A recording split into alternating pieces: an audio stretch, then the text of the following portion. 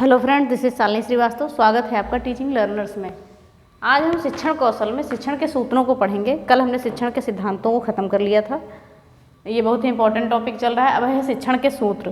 तो अब शिक्षण के सूत्र हम पढ़ेंगे। शिक्षण कौशल में हम इस समय 10 नंबर की तैयारी कर रहे हैं, याद रखिएगा। 10 नंबर आपका यहाँ से कहीं बाहर नहीं जाएगा, पढ़ते रहिए। ओके, तो हम देखते हैं शिक्षण के सूत्रों के बारे में। तो शिक्षण सूत्र के जनक अगर माना जाए, वैसे कोई नाम फिक्स है नहीं, अगर मानते हैं तो हर्बर्ट स्पेंसर और कमेनियंस को, ठीक है। अगर इसके जनक हम मानते हैं शिक्षण सूत्र के, तो हर्बर्ट स्पेंसर और कमेनियंस,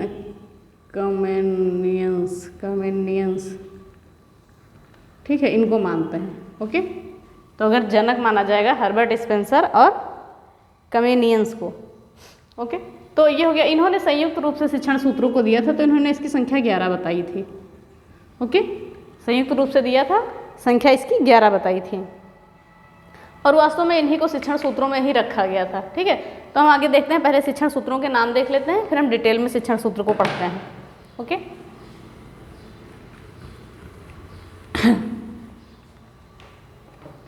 तो पहले हमारा क्या है, सरल से जटिल की ओर। पहला शिक्षण सूत्र है सरल से जटिल की ओर।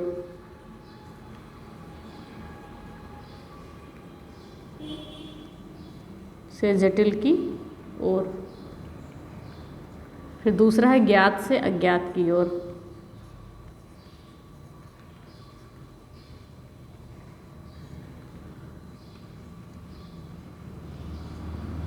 तीसरा है मूर्त से अमूर्त की ओर।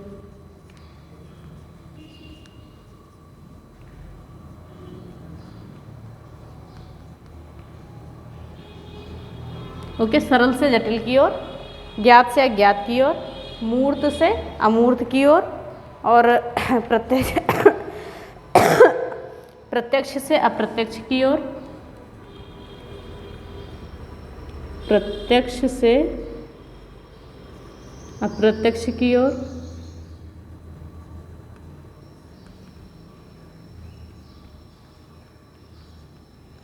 ओके, फिर आता है अनिश्चित से निश्चित की ओर।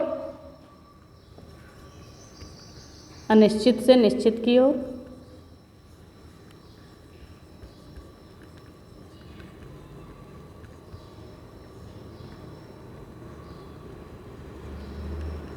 फिर आता है विशिष्ट से सामान्य की ओर।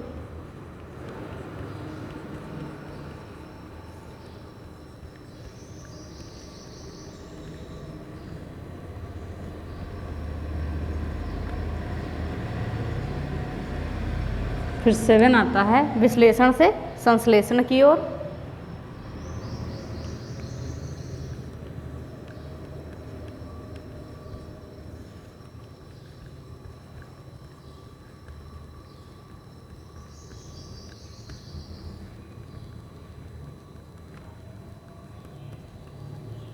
फिर 8वां है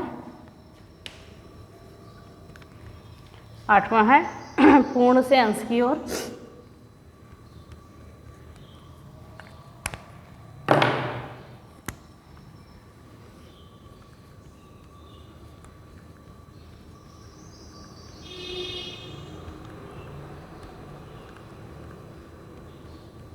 पूर्ण से अंश की ओर। और फिर 9वां है मनोवैज्ञानिक क्रम से तार्किक क्रम की ओर। मनोवैज्ञानिक क्रम से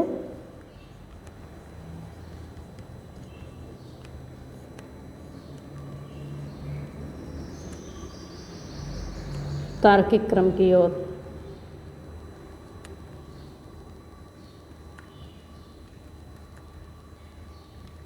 ओके, फिर 10वां है अनुभव से तर्क की ओर। 10वां है अनुभव से तर्क की ओर।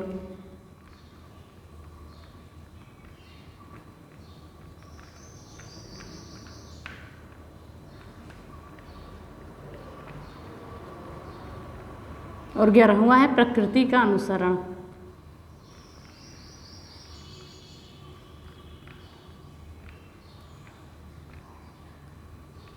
तो ये हो गए हमारे शिक्षण सूत्र। हम एक बार देख लेते हैं नामों से इनको। सरल से जटिल की ओर, ज्ञात से अज्ञात की ओर, मूर्त से अमूर्त की ओर, प्रत्यक्ष से अप्रत्यक्ष की ओर, अनिश्चित से निश्चित की ओर, विशिष्ट से सामान्य की ओर, विश्लेषण से संश्लेषण की ओर, पूर्ण से अंश की ओर, मनोवैज्ञानिक क्रम से तार्किक क्रम की ओर, अनुभव से तर्क की ओर और प्रकृति का अनुसरण। तो ये हमारे 11 शिक्षण सूत्र हो गए। किन्होंने दिया था, एक बार और नाम हम लिख देते हैं, हर्बर्ट स्पेंसर और कमेनियंस। हर्बर्ट स्पेंसर और कमेनियंस, याद रखिएगा, ठीक है। एक बार हम शिक्षण सूत्रों को और रिपीट कर दें, फिर हम डिटेल में पढ़ते हैं। सरल से जटिल की ओर, ज्ञात से अज्ञात की ओर, मूर्त से अमूर्त की ओर, प्रत्यक्ष से अप्रत्यक्ष की ओर, अनिश्चित से निश्चित की ओर, विशिष्ट से सामान्य की ओर, विश्लेषण से संश्लेषण की ओर, पूर्ण से अंश की ओर, मनोवैज्ञानिक क्रम से तार्किक क्रम की ओर, अनुभव से तर्क की ओर और प्रकृति का अनुसरण। तो ये 11 शिक्षण सूत्र हमारे हो गए। अब इन्हें हम डिटेल में देख लेते हैं। तो हम देखते हैं, हमारा पहला शिक्षण का सूत्र है सरल से जटिल की ओर, ठीक है। तो पहले हम क्या करते हैं, पहले हम आसान क्रियाओं को करते हैं, पहले हम आसान क्रियाओं को करते हैं, फिर कठिन क्रियाओं को करते हैं। ओके, सर्वप्रथम हम आसान क्रियाओं को ही पहले करते हैं, उसके बाद कठिन क्रियाओं को करते हैं। यानी कि पहले हम आसान कामों से आरंभ करते, धीरे धीरे धीरे बढ़ते हैं, फिर जटिल समस्याओं की ओर हम बढ़ जाते हैं। यानी स्टेप बाय स्टेप हमारा चलता है। जैसे हमने पहले वर्ण पढ़ा, फिर शब्द पढ़े, फिर वाक्य पढ़ा, फिर आगे हम कहानियाँ लिखने लगे। ओके, कहानियाँ लिखने लगे या वाक्य रचना करने लगे, ठीक है। तो सरल से जटिल की ओर हम आसान क्रियाओं से स्टार्ट करते हैं और कठिन जटिल समस्याओं की तक जाते हैं। जैसे उदाहरण हमने दिया था कि जैसे हम पहले वर्ण सीखते हैं, फिर शब्द बनाना सीखते हैं, फिर वाक्य करते हैं, फिर वाक्य रचना करते हैं। ओके, फिर आगे हम ऐसे बढ़ते चले जाते हैं। तो ये हमारा शिक्षण का सूत्र हो गया, सरल से जटिल की ओर। फिर अगला है ज्ञात से अज्ञात की ओर,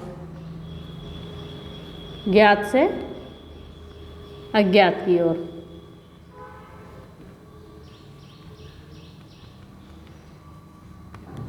तो क्या होता है कि पहले वह तथ्य बताए जाते हैं जो बालक को पहले से ज्ञात होते हैं, ठीक है। तो सर्वप्रथम तथ्य वही बताए जाएंगे जो बालक को पहले से ज्ञात तथ्यों को बालक को बताया जाता है, ठीक है। फिर उसके बाद क्या करते हैं, यानी कि मान के चले हम कि ये पूर्व ज्ञान, पहले हम पूर्व ज्ञान बच्चों को बताते हैं, यानी कि जो उन्हें पहले से ज्ञात है, यानी उनके पास जो पहले से ज्ञान है, यानी पूर्व ज्ञान। ओके, पहले से उन्हें ज्ञात तथ्यों को बताएंगे, फिर उसी के सहारे, ठीक है, इन्हीं पूर्व ज्ञान के सहारे हम उन्हें अज्ञात तथ्यों का ज्ञान कराते हैं, ठीक है। अज्ञात तथ्यों का ज्ञान कराते हैं हम। तो सबसे पहले बच्चों को ज्ञात तथ्य यानी कि पूर्व ज्ञान का स्मरण कराते हैं, उसके बाद अज्ञात तथ्यों का हम ज्ञान कराते हैं उसी के सहारे, ठीक है। जो बच्चा पहले से नहीं जानता है, यानी जो जानता है वो पूर्व ज्ञान हो गया, जो नहीं जानता है उसके बारे में हम बताते हैं वो अज्ञात तथ्यों का ज्ञान हो गया। जैसे बच्चों को हमने बताया कि एक पेन का मूल्य, 2 पेन का मूल्य 10 रुपये है, तो 5 पेन का मूल्य निकालो। तो ये क्या हो गया, 2 पेन का मूल्य उन्हें ज्ञात है, तो 5 पेन का पूछा गया है, तो 5 पेन का उनका अज्ञात मूल्य है और वो निकालेंगे। तो ये हो गया ज्ञात से अज्ञात की ओर। ओके, फिर हम आगे का शिक्षण सूत्र देखते हैं, स्थूल से सूक्ष्म की ओर।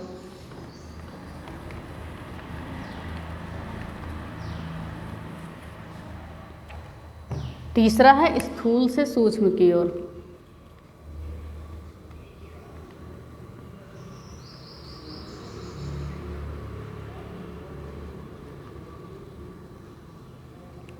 ओके, तो इसे हम मूर्त से अमूर्त की ओर भी कह सकते हैं। ओके, मूर्त से अमूर्त की ओर।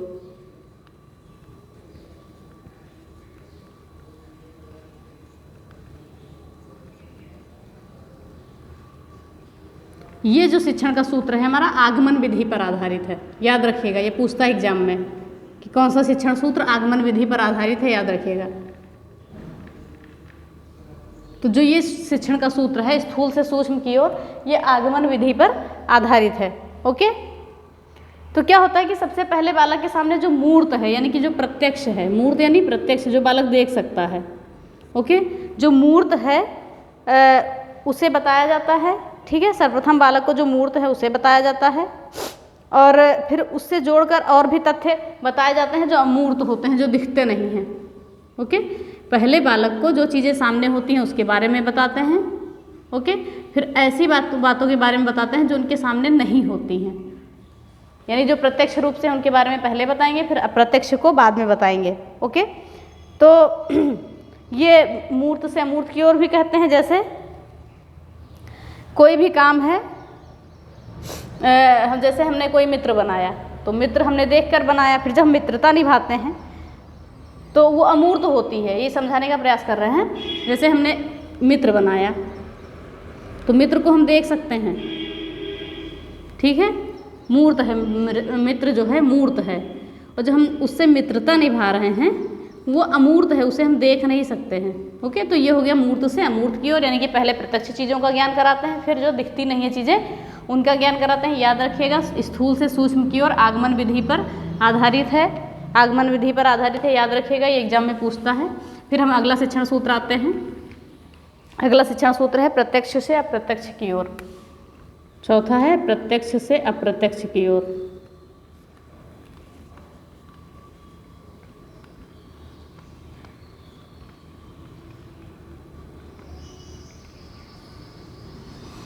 तो ये शिक्षण सूत्र क्या है? जैसे पिछली कक्षाओं में सबसे पहले क्या होता है कि प्रश्न पूछे जाएं। ओके, जो कक्षाएं चल रही हैं उसमें पहले हम क्या करेंगे, प्रश्न पूछेंगे, और जो विषय वस्तु से सीधे सीधे जुड़े हों। ठीक है, पहले हम बच्चों से ऐसे प्रश्न पूछते हैं जो विषय वस्तु से सीधे सीधे जुड़े हों, विषय वस्तु से जुड़े प्रश्न। ओके, तो पहले बच्चों से ऐसे प्रश्न पूछे गए जो विषय वस्तु से जुड़े होंगे। ओके, और फिर ये प्रत्यक्ष हो गए। ओके, जो विषय वस्तु से सीधे सीधे प्रश्न जुड़े हैं वो प्रत्यक्ष हो गए। पहले हम ऐसे प्रश्नों को पूछेंगे, फिर क्या है, उनमें जब समझ विकसित हो जाएगी तब उनसे अप्रत्यक्ष प्रश्न पूछेंगे जो विषय वस्तु से थोड़ा अलग होंगे। उसी से जुड़े प्रश्न पूछेंगे लेकिन थोड़ा अलग पूछेंगे कि उन्हें थोड़ा सा सोचना पड़े। ओके, जैसे हमने कोई कहानी सुनाई, ठीक है, एक हमने खेल की कोई कहानी सुनाई, तो उसमें हमने पूछ लिया कि खेल में कौन जीता, खेल में कौन जीता। तो ये तो हो गया प्रत्यक्ष क्वेश्चन, जो भी जीता, जो भी उसमें रहा होगा, तो ये प्रत्यक्ष हो गया। अगर हम पूछें इस खेल से आपने क्या समझा, ठीक है, खेल से आपने क्या समझा,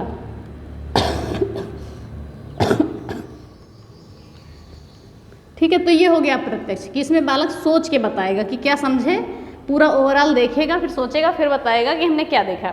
तो क्या होता है कि जो विषय वस्तु से जुड़े हम पहले प्रश्न पूछते हैं जो प्रत्यक्ष होते हैं, फिर रिलेट उसी से करते हैं, लेकिन ऐसे प्रश्न पूछते हैं जो वो सोचने पर मजबूर हों।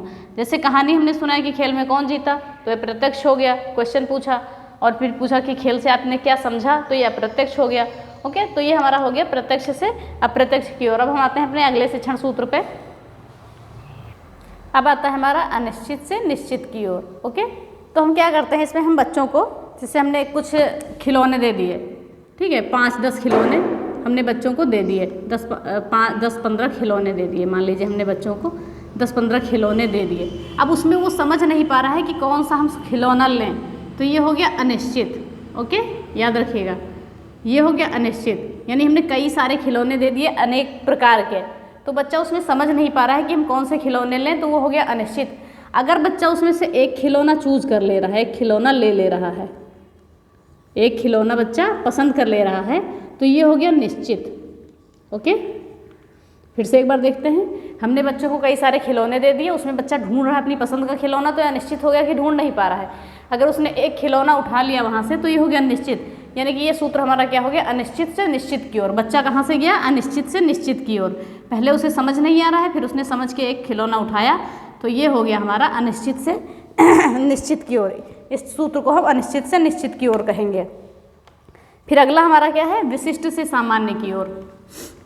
ओके, छठा शिक्षण सूत्र है विशिष्ट से सामान्य की ओर।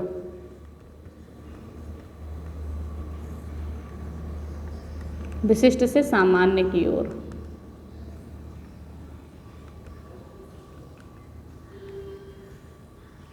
ये भी शिक्षण सूत्र हमारा आगमन विधि पर आधारित है, याद रखिएगा। ये शिक्षण सूत्र आगमन विधि पर आधारित है, हमने स्थूल से सूक्ष्म भी बताया था, वो भी आगमन विधि पर आधारित था। तो ये हमारा शिक्षण सूत्र क्या है, आगमन विधि पर आधारित है। ओके, ये हमारा शिक्षण सूत्र आगमन विधि पर आधारित है। तो शुरुआत में क्या होता है कि कई वस्तुओं के ऐसे गुण बताए जाते हैं जो एक दूसरे से अलग हो, यानी कि हम कुछ चीज़ों को लेते हैं, कुछ वस्तुओं को लेते हैं और उनके गुण बताते हैं जो उन्हें एक दूसरे से अलग करते हैं। ठीक है, कोई चीज़ हमने ली, ठीक है, कोई वस्तु हमने ली तो उसके हमने ऐसे गुण बताए जो उसे अलग करते हैं, एक दूसरे से अलग करते हैं। कई वस्तु लेते हैं, कई वस्तु हमने लिए और उसके गुण बताए, हर किसी वस्तु के गुण बताए। ओके, तो ये गुण क्या है, एक दूसरे को अलग करते हैं। सभी के गुण तो समान हो नहीं सकते, तो यानी सभी के गुण एक दूसरे को अलग करते हैं, तो ये हमारा हो गया विशिष्ट। ये हमारा हो गया विशिष्ट। जैसे हमने कई वस्तुएं ली, सभी के अलग अलग गुण बताए, तो सभी को गुण उनको एक दूसरे से अलग करते हैं। किसी के गुण समान नहीं होते हैं, ठीक है। तो क्या हुआ, अलग करते हैं जब गुण, तो इसे हम कह देते हैं कि विशिष्ट है ये। ठीक है, जैसे हमने कहा कि एक हमने आम का पेड़ लिया, आम का पेड़ लिया और एक नींबू का पेड़ लिया, या देखिएगा ध्यान से, तो आम के पेड़ में क्या होता है, कांटे नहीं होते हैं, ठीक है, और नींबू के पेड़ में क्या, कांटे होते हैं। तो ये इन दोनों के गुण एक दूसरे को अलग कर रहे हैं कि इसमें कांटे होते हैं, इसमें कांटे नहीं होते हैं। ओके, तो ये क्या हो गया, ये विशिष्ट गुण हो गया कि हमने देखा कि इनमें अंतर क्या है। ओके, फिर हम देखते हैं और जब लेकिन अंत में हम ये देखते हैं सामान्य गुण दोनों में हम क्या पाते हैं कि दोनों ही फल देते हैं। ओके, सामान्य गुण इनमें हम ये पाते हैं, सामान्य गुण ये होता है कि दोनों में क्या होती हैं, पत्तियां होती हैं, शाखाएं होती हैं और दोनों फल देते हैं। तो ये क्या हो गया, सामान्य गुण हो गए। एक बार हम और समझा रहे हैं, ध्यान से समझिएगा। जब हम कई वस्तुओं को लेते हैं, ठीक है, तो जब उनके हम अलग अलग गुण बताते हैं जो उन्हें एक दूसरे से अलग करते हैं, तो ये हमारा विशिष्ट हो जाता है। ओके, जैसे हमने एक आम का पेड़ लिया और एक नींबू का पेड़ लिया, ठीक है, तो हमने बताया कि इसमें नींबू में कांटे होते हैं, आम में कांटे नहीं होते हैं, तो इन दोनों एक दूसरे को अलग कर रहे हैं, तो ये हो गया विशिष्ट गुण हो गया। अगर हम सामान्य तरीके से देखें कि दोनों में पत्तियां भी होती हैं, शाखाएं भी होती हैं, दोनों की पत्तियां हरी होती हैं, दोनों फल देते हैं, तो ये हमारे सामान्य गुण हो गए। ओके, ये सामान्य रूप से इनके गुण हो गए कि दोनों में पत्तियां, जड़ें सब सामान्य हैं, तो ये हमारा हो गया सामान्य, यानी कि विशिष्ट से सामान्य की ओर। और ये आगमन विधि पर आधारित है, याद रखिएगा। ओके, फिर हम आगे देखते हैं। अगला शिक्षण सूत्र है हमारा पूर्ण से अंश की ओर। 8वां है पूर्ण से अंश की ओर।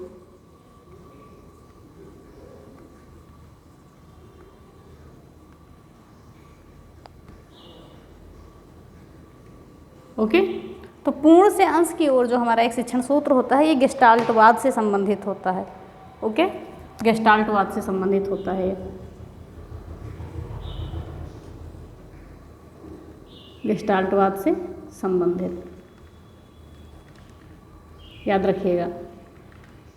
ओके, तो इसमें क्या होता है कि पहले विषय वस्तु को एक बार समझाया जाता है। ठीक है, कोई भी विषय वस्तु को हम सबसे पहले क्या करते हैं, एक बार समझाते हैं। ठीक है, एक बार समझाते हैं। कोई भी विषय वस्तु को हमने एक बार समझाया, फिर इसके बाद इसके विभिन्न अंगों पर चर्चा की। ठीक है, फिर इसके विभिन्न अंगों पर चर्चा करते हैं। इसके बाद हम क्या करते हैं, विभिन्न अंगों पर चर्चा करते हैं, विभिन्न अंगों पर चर्चा। ठीक है, जैसे हमने ओवरऑल पूरी एक वस्तु को किसी को समझा दिया, फिर उसके विभिन्न अंगों पर चर्चा करते हैं। तो ये क्या होता है, पूर्ण से अंश की ओर। पहले हम संपूर्ण पे जाते हैं, फिर अंग पे जाते हैं। जैसे हमने एक क्या किया, वृक्ष ले लिया। ठीक है, वृक्ष ले लिया, तो पहले हम ये सीधे सीधे बच्चों को बता देंगे कि ये वृक्ष है। ठीक है, तो ये हमारा हो गया, क्या हो गया, पूर्ण हो गया। पूर्ण रूप से हमने बता दिया कि हाँ ये वृक्ष है। ठीक है, फिर अगर हम इसके विभिन्न अंगों पर चर्चा करते हैं कि ये पत्तियां हैं, ये शाखाएं हैं, ये जड़ें हैं, ये तना है, ये फल है, ये फूल है, तो क्या हो गया, ये विभिन्न अंग हो गए। तो ये हो गया पूर्ण से अंश की ओर। जैसे हम संपूर्ण पे जाते हैं, फिर अंश पे जाते हैं। ओके, जैसे हमने वर्ड में एक ग्लोब लिया। ठीक है, तो दूर से हम बता देंगे कि हाँ ये ग्लोब है। अगर इसके अंदर हमें बताना होगा तो एक एक पार्ट जो हम बताएंगे वो हमारा होगा अंश होगा। ठीक है, तो ये पूर्ण से अंश की ओर हो गया। पहले किसी चीज़ को एक बार में पूरा बता देना, फिर उसके बाद उसके विभिन्न भागों को बताना। तो ये क्या हो गया, पूर्ण से अंश की ओर। ये गेस्टाल्टवाद पर आधारित है। अब हमारा अगला शिक्षण सूत्र क्या है, मनोवैज्ञानिक क्रम से तार्किक क्रम की ओर। मनोवैज्ञानिक क्रम से तार्किक क्रम की ओर।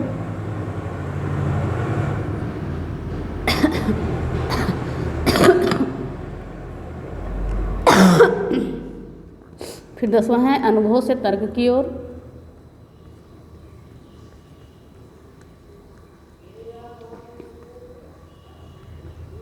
फिर 11वां है प्रकृति का अनुसरण।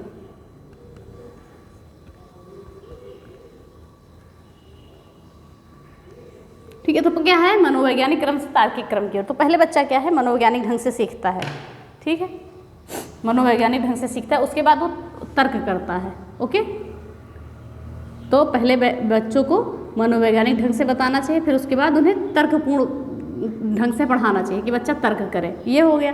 फिर अनुभव से तर्क की ओर। अनुभव में मीन्स बच्चा जो पहले से सीखता है, जो जानता है, वो चीज़ें हो गई। फिर तर्क की ओर, उसके बारे में और तार्किक चीज़ें पूछे तो वो हो गया तर्क की ओर।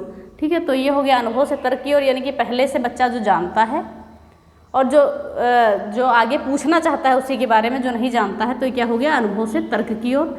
फिर प्रकृति का अनुसरण, कि प्रकृति में बच्चे अच्छे से सीखते हैं, प्रकृति का बच्चों को अनुसरण करते रहना चाहिए, तो ये हो गया। एक बार और देख लेते हैं मनोवैज्ञानिक क्रम से तार्किक क्रम की ओर। पहले बच्चों को मनोवैज्ञानिक ढंग से सिखाया जाता है, फिर वो तर्क करते हैं। ठीक है, फिर अनुभव से तर्क की ओर, बच्चा पहले सीखता है, अनुभव प्रदान करता है, फिर वो तर्क करता है। प्रकृति का अनुसरण, बच्चे प्रकृति में अच्छे से सीखते हैं। तो ये हो गए हमारे शिक्षण के सूत्र। ये किसने दिया था? हर्बर्ट स्पेंसर और कमेनियंस ने। इन्होंने संयुक्त रूप से 11 शिक्षण सूत्रों को बताया था, जो हमने देख लिया। ठीक है, अच्छे से पढ़ते रहिएगा। तो हमारे ये शिक्षण सूत्र आज खत्म हो गए।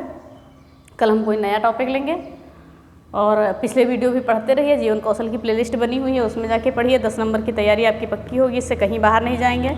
और अगर आप इसकी भी सारी मेरी क्लासेज लेते हैं तो आपके 10 नंबर कहीं इधर उधर नहीं जाएंगे, इसी में से आपके रहेंगे।